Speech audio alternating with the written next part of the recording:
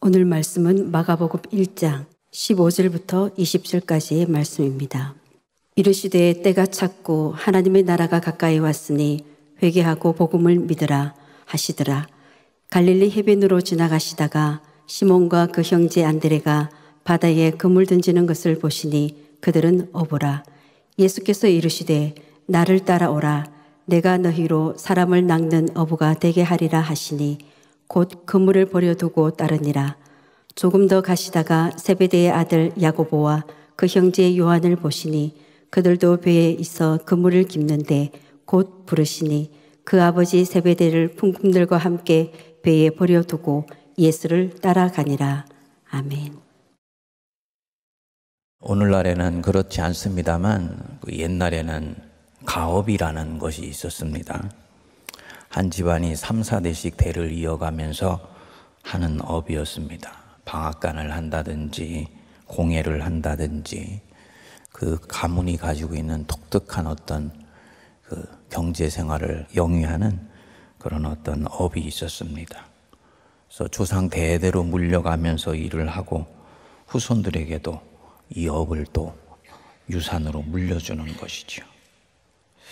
대부분 이 가업을 통해서 호의호식하는 일은 없습니다만 이 업을 붙들고 있으면 굶어 죽을 일은 없어요. 경제적으로 큰 어려움을 당하는 일은 없습니다. 왜냐하면 그 업을 어떻게 운영해야 되는지 경험과 지식이 그 가문 안에 축적되어 있기 때문입니다. 그렇기 때문에 이 터전을 놓아버리거나 떠나거나 또 이 업을 놓고 다른 곳으로 옮겨가거나 이런 것은 옛날에는 상상할 수도 없었습니다. 이곳에 도저히 있을 수 있는 경제적 여건이 되지 않는다든지 또 반대로 미래가 확실히 현재보다도 보장되는 새 것이 나타나기 전에는 이 업을 놓고 다른 곳으로 옮겨가는 것은 생각할 수 없습니다. 이때까지 가지고 있었던 모든 기득권, 그러니까 노하우라든지 지식과 인맥 같은 거 다 내려놓아야지 되기 때문입니다. 어떤 낯선 사람이 시몬 베드로와 그 형제 안드레를 지금 이렇게 전혀 새로운 자리로 불러내고 있는 거예요. 나를 따르라. 이 갈릴리 바다에서 조상 대대로 해왔던 투망질 내려놓고 지금 자신을 따르라는 거예요. 이 마가복음은 원복음이라 그랬지요. 이 안에 세부적인 내용은 생략했습니다만 그럼에도 불구하고 핵심은 한 가지입니다. 너 나를 따르라. 앞으로 너와 함께 뭘 어떻게 하려고 한다. 설득도 없고 미래에 대한 그 어떤 보장도 없습니다. 네가 나를 따랐을 때 네 인생에 어떤 놀랍고 위대한 일이 일어나는지에 대한 매력적이고 달콤한 제안도 없습니다. 한 가지 약속 비슷하게 있다면은 그 17절에 나오죠. 너희로 사람을 낚는 어부가 되게 하리라. 네가 지금은 물고기 낚는 어부인데 앞으로 사람 낚는 어부 되게 해주겠다. 우리는 알지만 이게 뭔지 이 사람들은 아직 모르잖아요. 사람 낚는 어부가 무엇인지 경험을 해봐야지 이게 약속으로 다가오지요. 뭔지를 모르니 당연히 이것에 마음이 끌렸을 리도 없습니다. 그런데 이들은 이날 그 자리에서 반응합니다. 18절 우리 같이 읽어보겠습니다. 곧 그물을 버려두고 따르니라. 여기서 예수님을 따라가는 거 제자도라 그러죠. 제자로서 예수님을 따라가는 두 가지 특징이 나타납니다. 첫 번째로는 따름의 즉각성입니다. 곧이라 그랬어요. 즉각적입니다. 네가 만일 예수님이 진정 네 인생의 주님이라고 여겨서 따른다면 너는 그 진리를 깨달은 순간 바로 그때 나를 따르라는 말씀 듣고 차도받은 즉시 반응해야 된다. 잠실 볼일 보고 따르겠다든지, 여건과 환경 준비해 놓고 따르겠다든지, 부모님 장사 드리고 나서 와서 따르겠다든지, 늙으신 부모님 계시니까 봉양하고 자식들 돌봐야 되니 그 일 마치고 따르겠다든지, 조건을 걸고 응답을 지연시키면 안 된다. 곧 즉각 반응하고 따라야 된다 뜻입니다.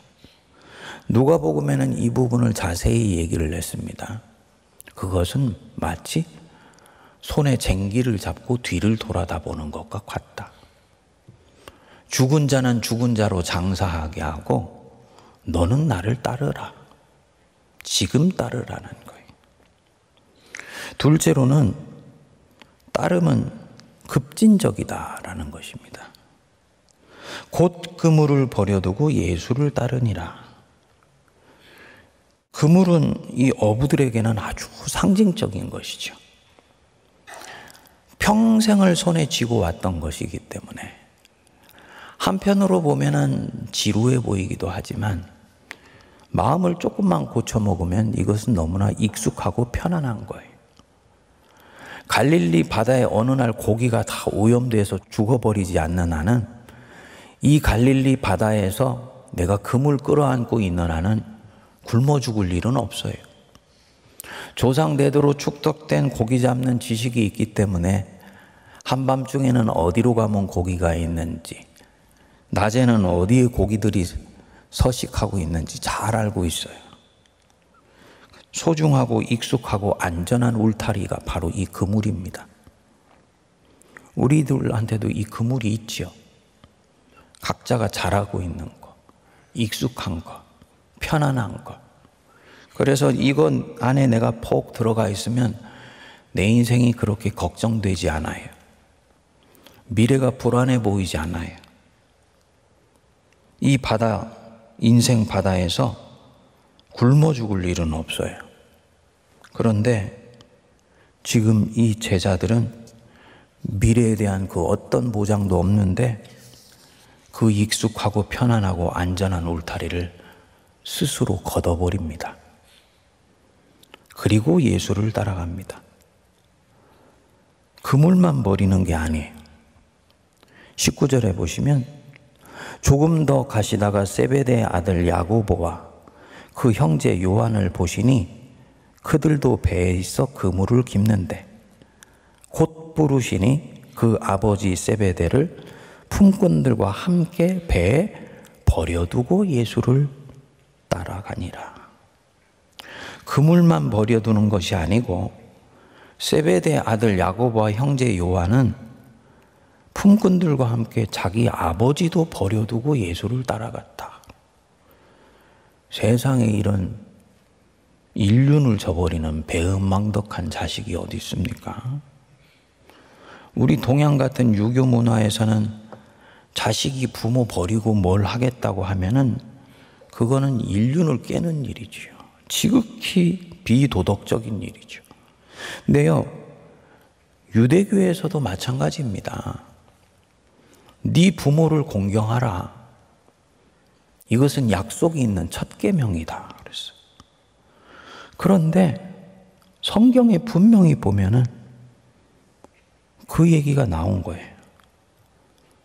그물뿐만 아니고 부모도 어떤 경우는 버려두어야 된다.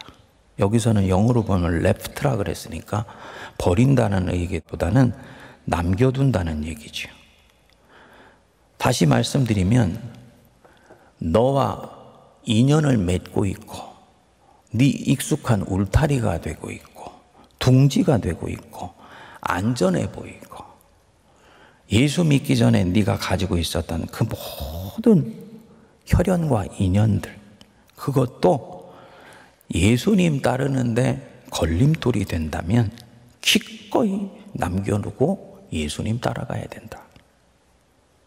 그러니까 예수님을 따라간다는 것이 얼마나 급진적인 것인지를 말해주는 것입니다. 예수 따르기 전에 가졌던 기득권, 지식, 전제, 내 터전, 내가 익숙하고 편안하게 여겼던 것. 그래서 이제는 내 안에 또 다른 내가 되어 있는 것. 뭐 죄나 악은 말할 것도 없지요. 다 버리고 예수를 따라가야 된다. 예수님은 이것을 자기를 부인하는 것이라고 말씀했어요. 바울은 이것을 자기의 배설물이라고 생각했습니다. 바리새인이 가지고 있던 율법적인 지식, 바리새인의 자리, 권위, 특권, 그거 다 예수님 앞에서는 배설물과 같은 것이다. 그것 버려두고 주를 따른다. 따름의 급진성이죠. 의문이 듭니다. 도대체 이들은 그날 그 순간에 이 낯선 사내한테서 뭘 보았을까?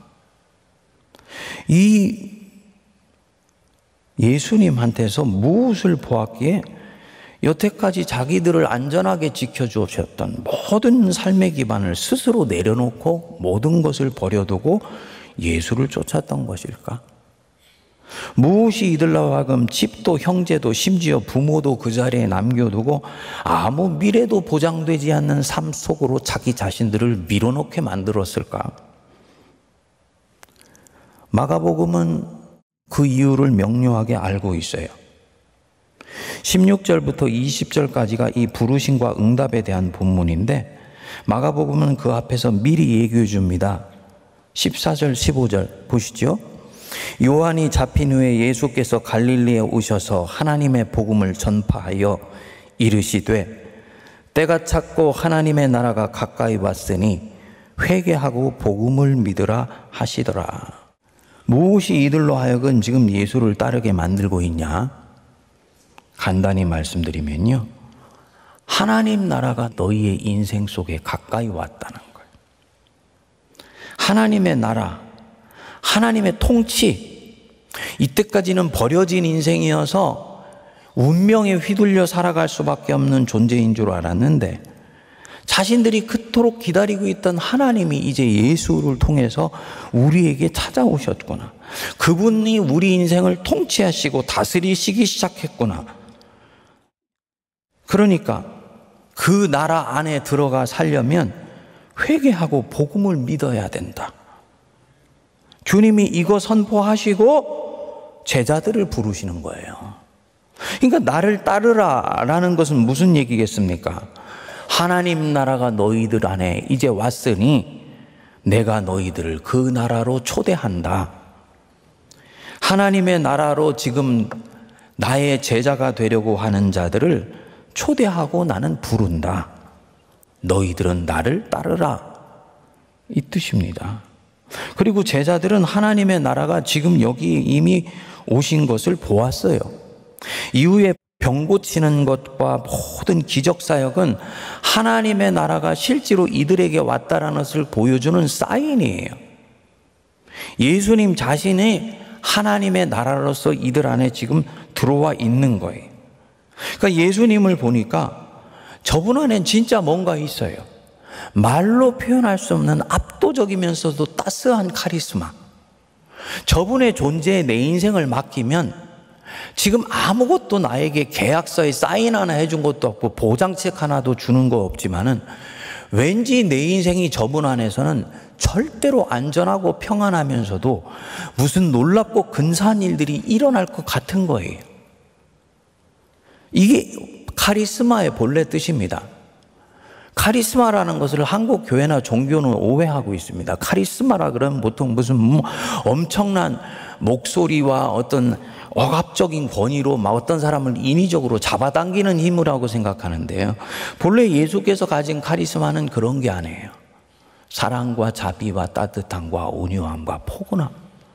그런데 그 속에 보면 무엇인가 그 안에 들어가고 싶은, 마치 자석이 철을 잡아다닌 것 같은 매력적이고 놀라운 그 무엇이 보이는 거예요. 이거는 언어로 표현되지 않는 것이죠. 전에 말씀드렸던 예수님의 현존감입니다. 그 현존감을 한마디로 얘기하는 것이 뭐냐? 하나님의 나라가 지금 이분을 통해서 우리에게 가까이 왔구나. 이게 보인 것입니다. 그래서 요한복음은 딴 생각하지 말고 와서 보라 라고 말씀하는 거예요. 그래서 이 제자들은 철이 자석에 끌리듯이 이날 모든 것을 버려두고 예수를 따라갑니다. 성도님들은 아시지요? 이게 2000년 전 그 어떤 날에 이야기하는 게 아니라는 거. 베드로와 안드레, 또 요한과 야고보, 이들 속에 내가 들어있다는 것 알지요?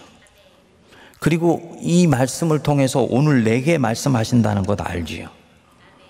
주님이 내게 와서 너는 나를 따르라 하신다면 나는 정말 어떻게 반응할 것인가? 나는 지금까지 어떻게 반응해 왔는가?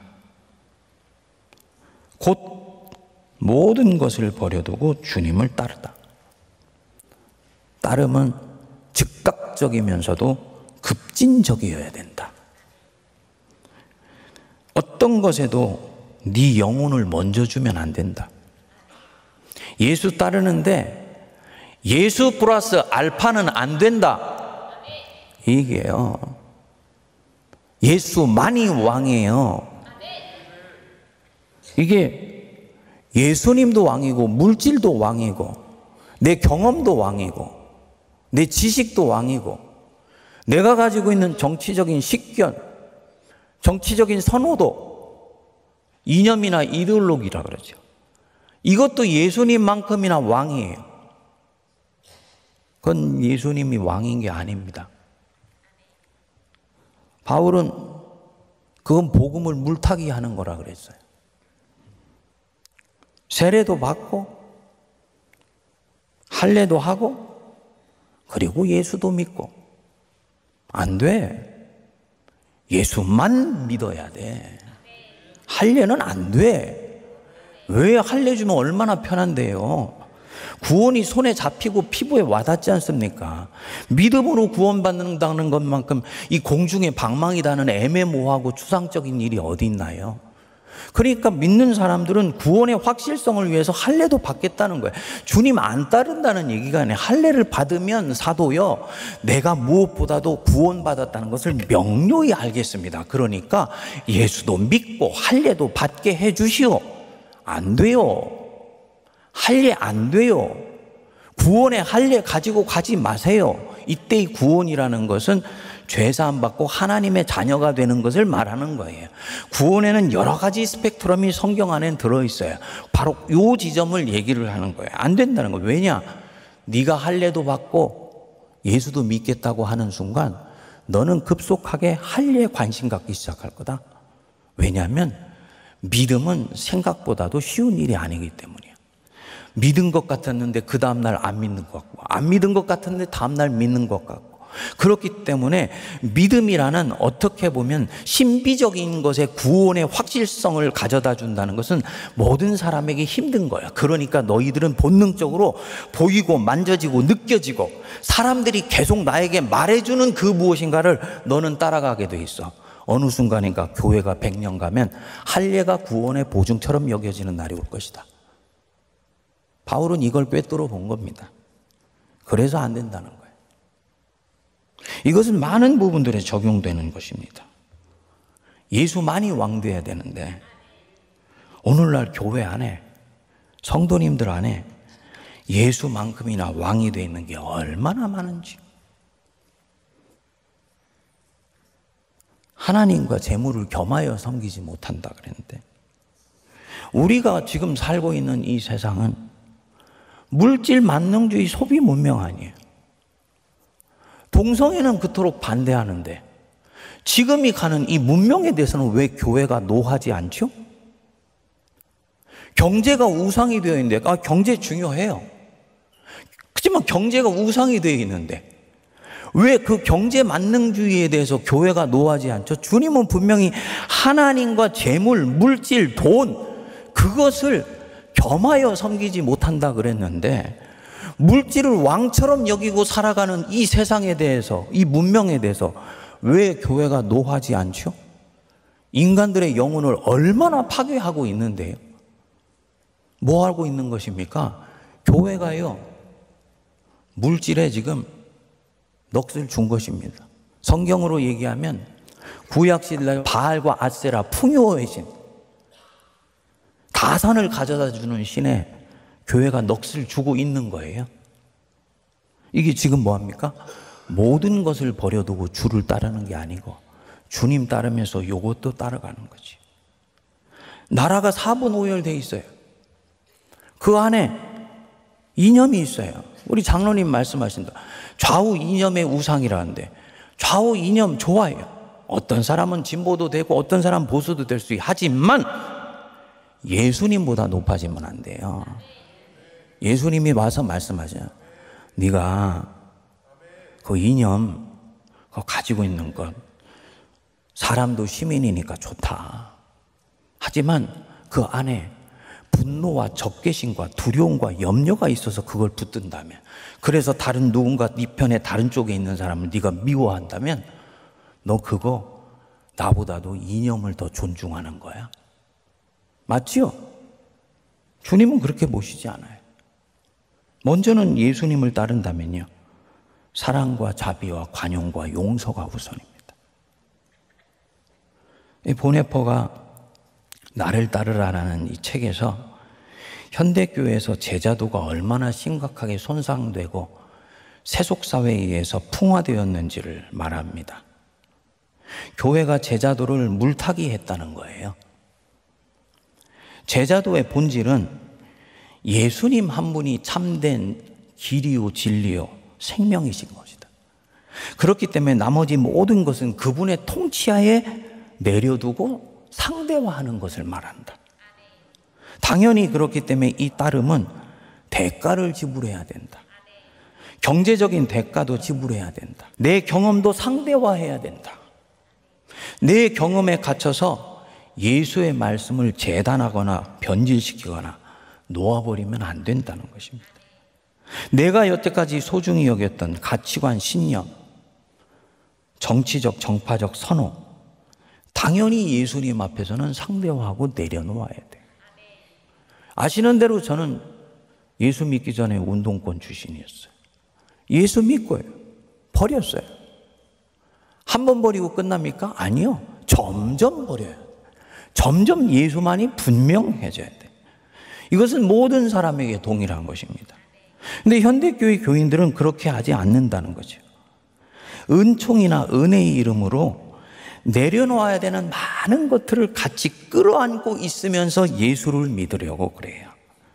그래서 이 은총이 값싼 총이 되어버렸다.